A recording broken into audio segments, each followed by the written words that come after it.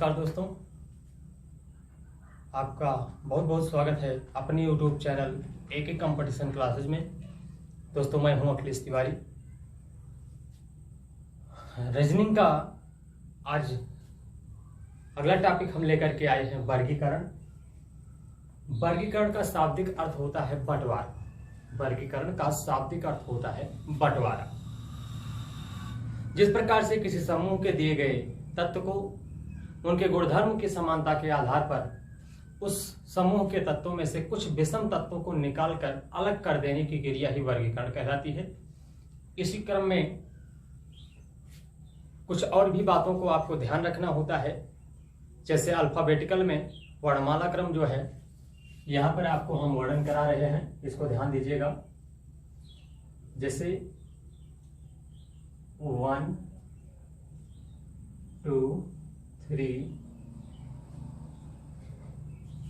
4 5 6 7 8 9 10 11 12 13, यहाँ से A B C D E F G H I J K L M। इसके बाद फिर 14 15 16 17 18 19 20 21 22 23 24 25 26, यहाँ से N M O P Q R S T U V W X Y Z।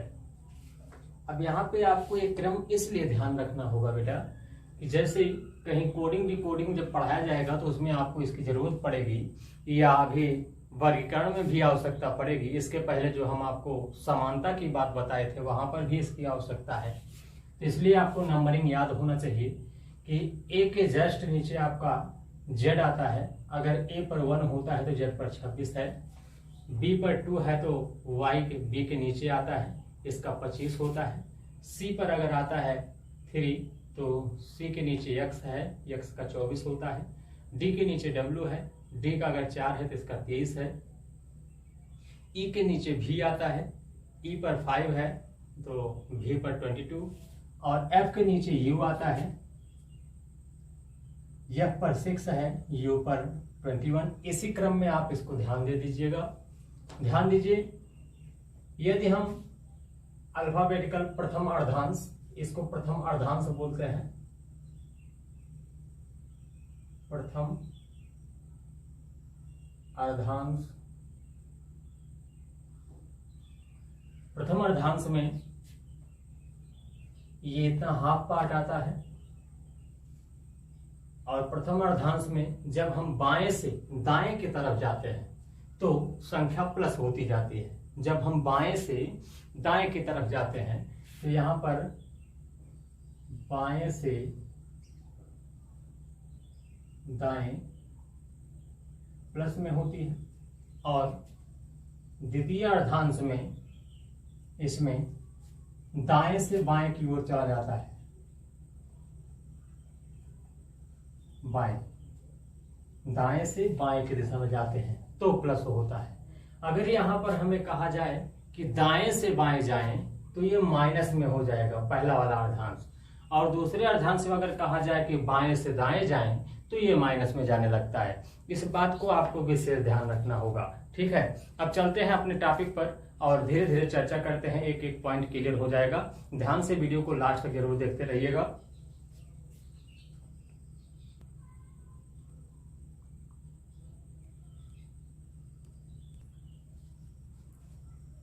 अगला है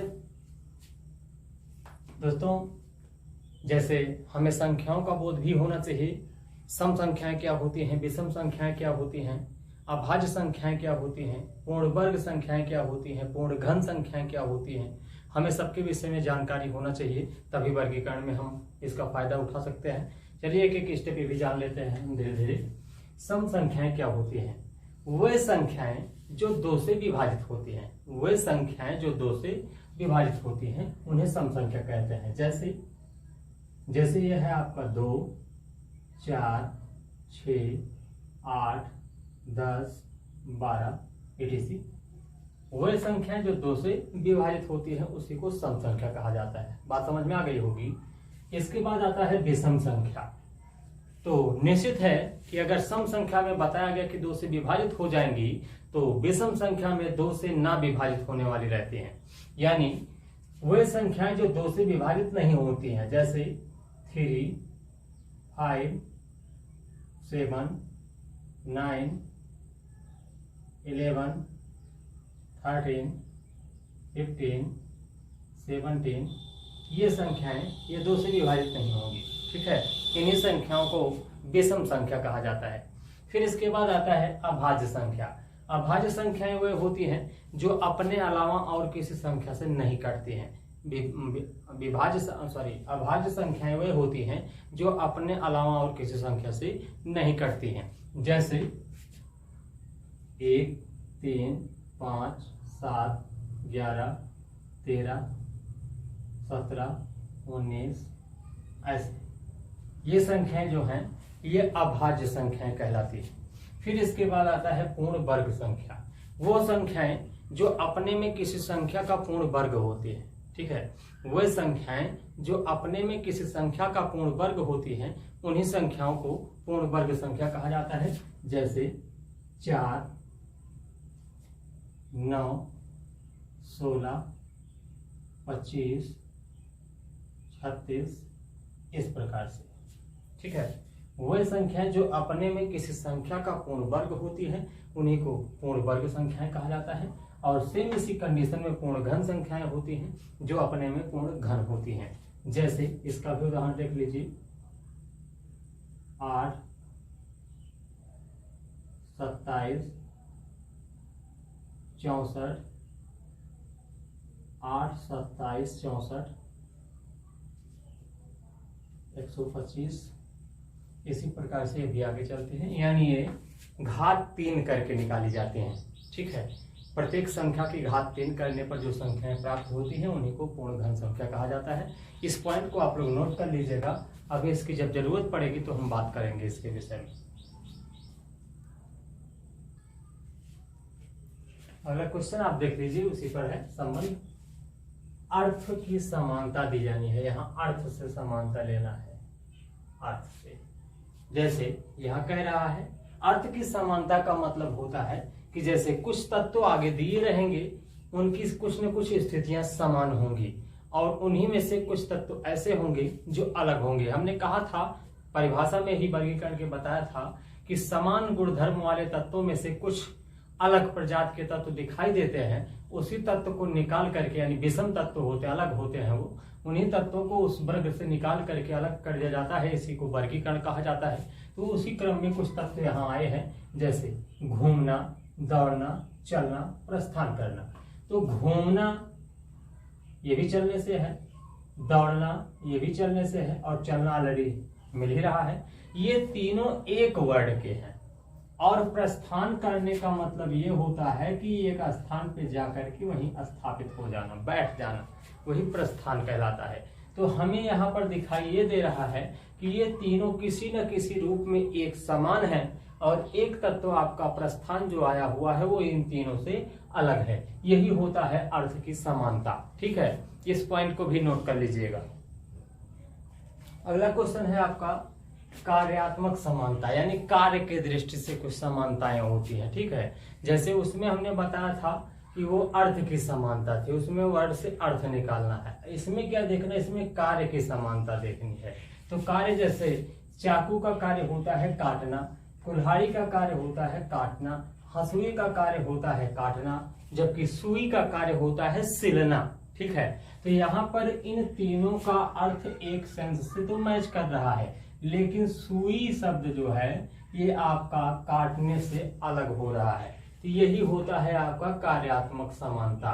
तो इन चारों में से 3 वर्ड आपके एक समान है और एक अलग हो गया। बात समझ गए होंगे। बहुत ही इजी टॉपिक है, अगर ध्यान से वीडियो को देखेंगे बेटा तो समझ में जरूर आएगा। ठीक है, तो इस पॉइंट को भी नोट कर लीजिएगा। अगला क्वेश्चन है आपका संरचनात्मक समानता। संरचनात्मक माने होता है बनावट। बनावट की समानता के आधार पर भी कुछ तत्वों को अलग किया जाता है। जैसे यहाँ पर हम देख रहे हैं कार, ये भी वाहन है, चलने के काम आता है। बस ये भी वाहन है, चलने के कार्य आता है। स्कूटर ये भी वाहन है, ये भी चलने के काम आता है। जीप है, ये भी वाहन है, ये भी चलने के काम आता है। तो कार्य तो लगभग सबका एक समान है, इसमें कार्य लगभग सबका समान है। लेकिन अब संरचना यानी बनावट को देखते हैं। तो कार जो होता है ये भी 4 व्हीलर होता है, 4 चक्का वाहन है। बस जो है ये भी 4 चक्का वाहन है, बड़ी गाड़ी होती है। जीप जो है ये भी 4 चक्का वाहन है। स्कूटर ये 2 व्हीलर है, ठीक है। इनमें 4 चक्के हैं और इसमें 2 चक्का है।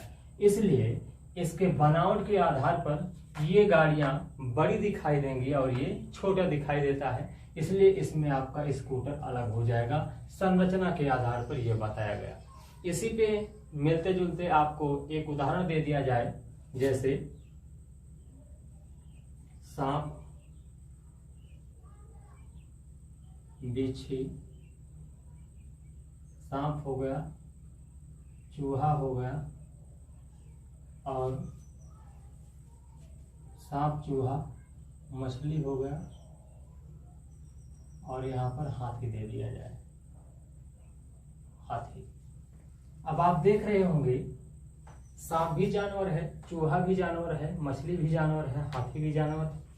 जानवर तो सब है, लेकिन अगर संरचना यानी आकार की समानता देखी जाए तो ये सब छोटे जीव हैं।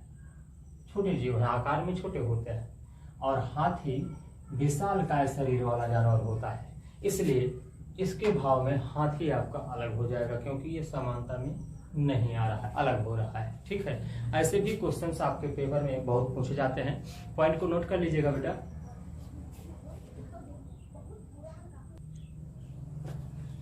अगला क्वेश्चन है बेटा आपका स्क्रीन पर है संख्यात्मक समानता। संख्यात्मक माने संख्या के लेवल पर। तो संख्या के लेवल पर समानता का मतलब यहाँ संख्याओं से है। जैसे मुंह, कान, नाक, जीभ, 4 ऑप्शन है आपके पास। मुंह, कान, नाक, जीभ। अब इसमें यह बताना है कि चारों में भिन्न कौन सा है। ठीक है, तो जैसे अगर मुंह की बात किया जाए तो ये भी शरीर का अंग है, कान ये भी शरीर का अंग है, नाक ये भी शरीर का अंग है, जीभ भी आपके शरीर का अंग है। अंग तो चारों है, शरीर के ही पार्ट है, लेकिन इन चारों में एक अलग है, वो भी संख्यात्मक दृष्टि से। कैसे? मुंह पूरे शरीर में 1 होता है, नाक पूरे शरीर में 1 होता है, जीभ पूरे शरीर में 1 होती है, कान पूरे शरीर में आपका 2 होता है। ठीक, यही समानता है। अब कुछ बच्चे सोच रहे होंगे कि नाक में तो 2 सुराग होता है। नाक में भाई, अरे भाई नाक में तो 2 सुराग होगा ही करता है, लेकिन यहाँ 2 सुराग से नहीं मतलब है। आपको ये ध्यान देना है गिनने में, संख्या में वो कितने आ रहे हैं। तो नाक को 1 और 2 थोड़ो गिना जाता है, नाक को 1 गिना जाता है। और कान आपका 1 इधर है, 1 इधर है, दोनों पार्ट अलग अलग हैं, इसलिए कान को हम 2 पार्ट में गिनेंगे, बाकी और सब संख्याओं को 1 पार्ट में गिना जाता है। तो यहाँ कान की संख्या अधिक है, इसलिए संख्यात्मक दृष्टि में आपका कान जो है वो अलग हो जाएगा, वर्गीकृत हो जाएगा। ठीक है, तो ये कंडीशन होती है इसमें, इसको भी नोट कर लीजिएगा। अगला टॉपिक है आपका स्थान की समानता। अब यहाँ स्थान से रिलेशन रखा जाता है। अब स्थान में जैसे मान लीजिए ये आपका न्यू कबीरपुर हो गया,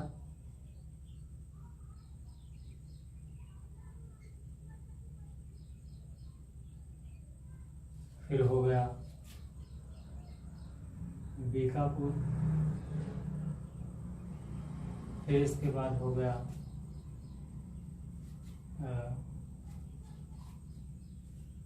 बेनवा, और हो गया फैजाबाद।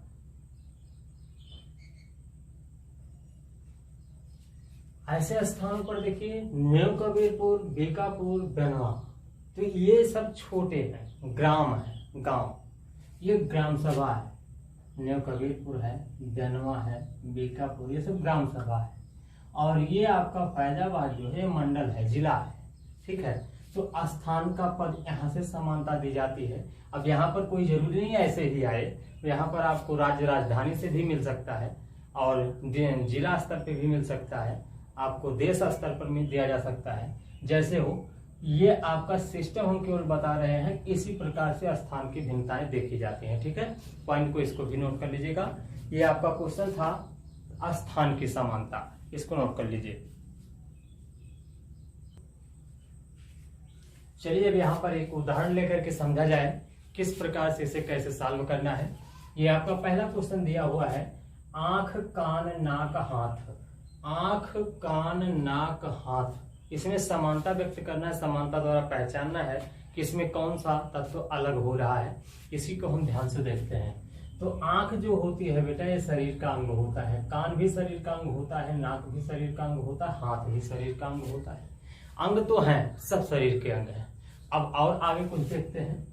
आंख शरीर में दो होती है, कान दो होता है, नाक एक होती है, हाथ एक, हाथ दो होता है, ठीक। ये सब तो दो दो पॉइंट के हुए। अब थोड़ा कार्य देख लेते हैं इसका, कार्य की, क्योंकि कार्य की समानता ही मिलेगा आपको। अब यहाँ आंख का काम है देखना, कान का काम है सुनना, नाक का काम है सूंघना, यानी इसमें कहीं दूसरा कार्य नहीं हो रहा है कि किसी को दूर से पकड़ करके लाया जाए। तो दूर से पकड़ के लाने के लिए किसका कार्य होता है, हाथ का कार्य होता है। तो इसमें आपका हाथ यही ऑप्शन सही हो जाएगा कार्य की समानता के अनुसार। फिर इसके बाद यह है दूसरा क्वेश्चन, यहाँ पे दिया गया है गेंदा, अमरूद, कमल और गुलाब। चार ऑप्शन है, गेंदा, अमरूद, कमल और गुलाब। अब यहाँ चारों फूल में आ रहे हैं, ध्यान से देखना है। गेंदा फूल होता है, कमल फूल होता है, गुलाब भी फूल होता है, ठीक। लेकिन अमरूद जो है ये फूल नहीं होता है, ये फल होता है, अमरूद फल होता है। तो ये अलग होगा, इसलिए इसका ऑप्शन सही हो जाएगा। अब इसमें देखते हैं, जैसे गिरगिट है, मगरमच्छ है, छिपकली है, टिड्डी है। चार जानवर दिए हुए हैं, गिरगिट, मगरमच्छ, छिपकली और टिड्डी। तो गिरगिट ये जानवर है, मगरमच्छ ये उससे भी बड़ा जानवर है, छिपकली भी एक जानवर ही है। लेकिन टिड्डी जो है बेटा ये पक्षी में आता है, क्योंकि इनके पंख होता है, ये उड़ते हैं, ठीक है। इसलिए इन सब में से टिड्डी आपका अलग हो जाएगा। इसी प्रकार से इसमें भी वर्गीकरण किया जाता है। बात समझ में आई? चलिए अब अगला स्टेप देखते हैं। एक क्वेश्चन है आपके सामने, WSOK, RNJF, ZVRN, KHEB, इसमें आपको समानता देखना कौन सा वर्ड अलग है। चलिए स्टार्ट करते हैं। अब इसमें आपको वर्णमाला क्रम की जो संख्या लिखाई गई थी सबसे पहले वीडियो की स्टार्टिंग में जो लिखाई गई थी उसी संख्या की आवश्यकता है। चलिए देखिए इसे हम सॉल्व कैसे करते हैं। WSOK, अब यहाँ पे देखते हैं इनकी इनसे क्या समानता है। तो W के पहले आता है S, तो यहीं से देखें, S के बाद TUVW, -4 पॉइंट पीछे जा रहा है, इसको नोट कर लीजिए। O से K पर देखते हैं क्या समानता है। तो K के बाद LMNO, ये भी -4 पॉइंट पीछे की तरफ जा रहा है। अब आते हैं इसके लिए, दूसरे के वाले के लिए, RNJF, तो इनका इनसे देखते हैं। N के बाद OPQR, तो 4 अंक ये भी पीछे जा रहा है माइनस में, क्योंकि N बाद में आता है, R पहले आता है। तो यहां से देखते हैं N के पीछे 4 अंक आया। अब यहां से फिर गिन लेते हैं, यह पहले आता है, J बाद में आता है, तो ये भी देखते हैं कितने अंक बाद है। आपके बाद GHIJ, 4 अंक भी आ रहा है, इसको भी नोट कर लीजिए। अब आइए इसको ले, पॉइंट को हम लेते हैं ZVRN।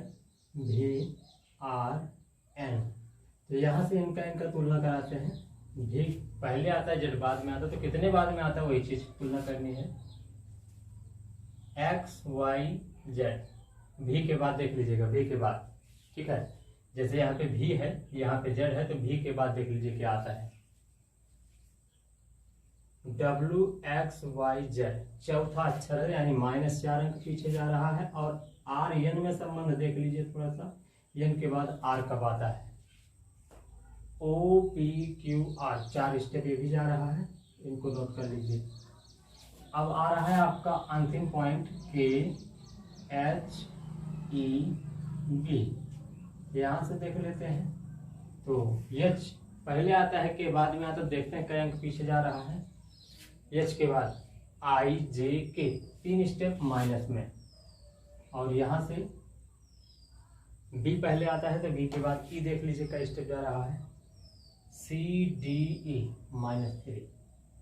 अब यहाँ देखिए वर्णमाला क्रम से सीधा सीधा स्पष्ट हो गया है कि जो अंक में 4 4 अंकों की समानता आ रही है वो तीनों एक मॉडल के हैं, और जिसमें -3 की समानता प्रदर्शित हो रही है ये आपका अलग हो रहा है, ठीक है। इस प्रकार से ये वर्णमाला क्रम वाले अक्षरों की कोडिंग की जाती है। वीडियो आपको जैसी भी लगी हो कमेंट करके जरूर बताएंगे, और यदि अच्छी लगी हो तो चैनल को सब्सक्राइब करके शेयर जरूर कर दीजिएगा, जिससे हर स्टूडेंट के पास हमारी वीडियो का नोटिफिकेशन सबसे पहले पहुंचे।